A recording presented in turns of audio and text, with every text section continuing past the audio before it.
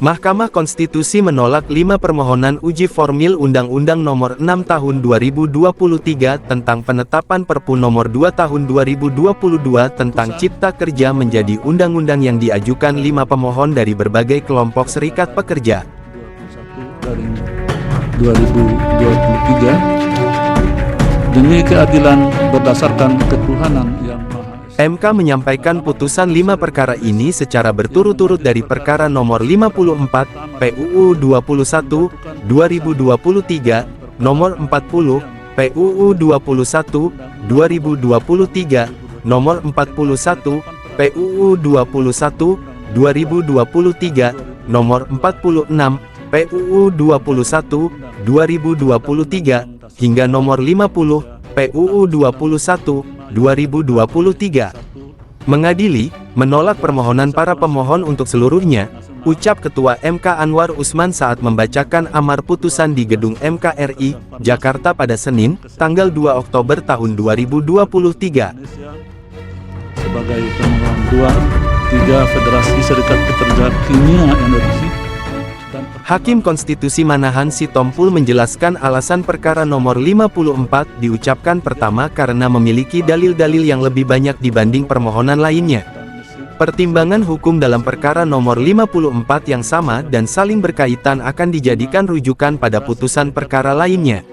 Terdapat sejumlah pertimbangan yang disampaikan majelis hakim dalam putusannya, yang pada intinya menyatakan dalil para pemohon tidak beralasan menurut hukum.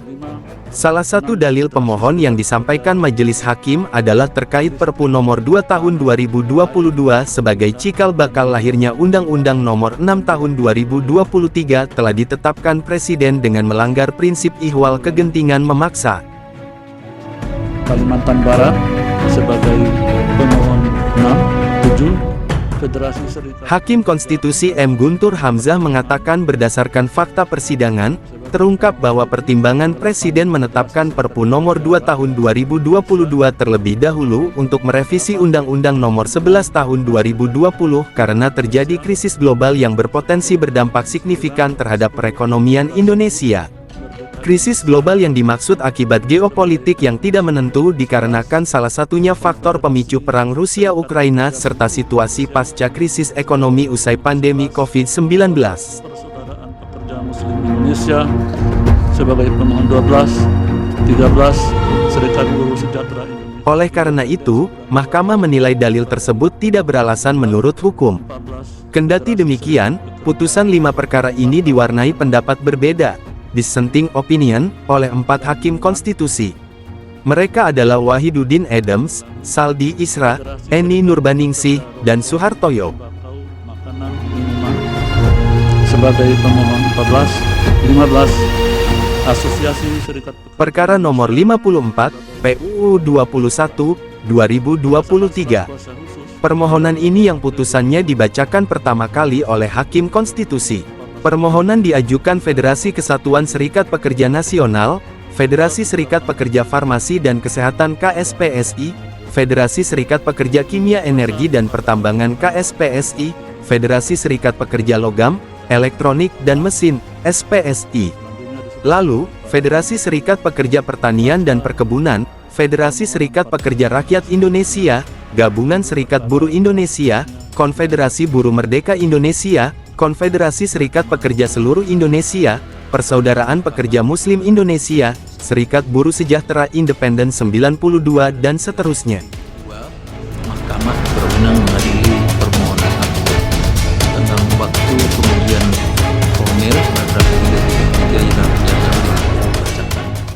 Pada petitum dalam uji formil, mereka meminta MK menyatakan Undang-Undang Nomor 6 Tahun 2023 bertentangan dengan Undang-Undang Dasar 1945 dan tidak memiliki kekuatan hukum mengikat.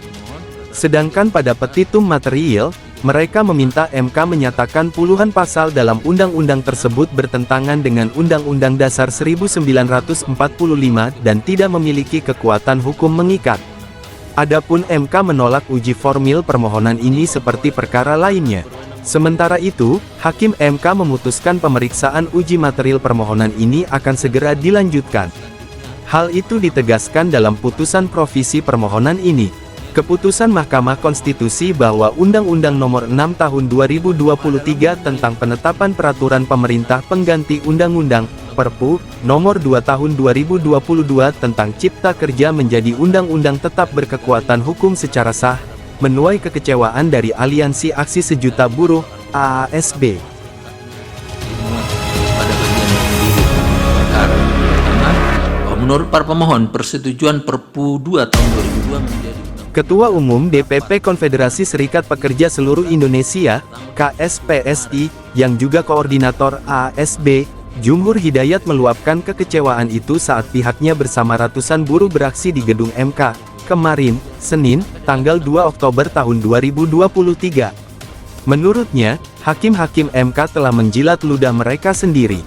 Ini lantaran ada klausul tafsir MK pada tahun 2020 yang mengurai dimaksud dengan sidang berikutnya adalah sidang DPR pertama setelah reses, untuk memutuskan suatu perpu disetujui, atau ditolak.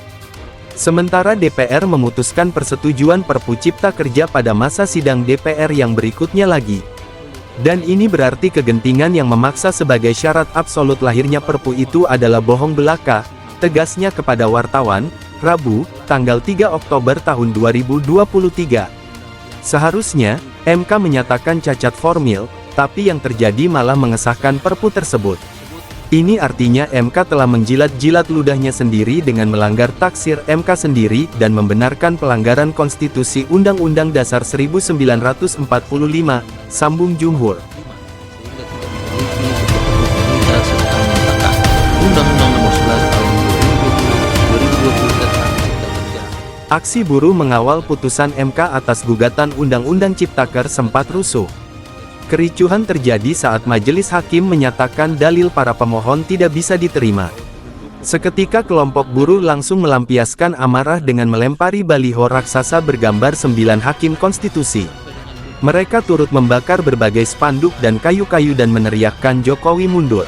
Selanjutnya, kelompok buruh yang tergabung dalam AASB itu merangsek mendekati gedung MK, namun mereka diadang oleh kelompok massa lain, yang diduga berasal dari massa partai buruh lantaran partai ini tidak menunjukkan kemarahan atas putusan MK tersebut. Dalam persidangan bertanggal 27 Juli dan 7 Agustus 2023. Selain itu, para pemohon juga telah menyerahkan kesimpulan bertanggal 14 September 2023 yang diterima di Kepaniteraan Mahkamah pada tanggal 15 September 2023. Selengkapnya dimuat dalam bagian duduk perkara. Ini membawa Dewan Perwakilan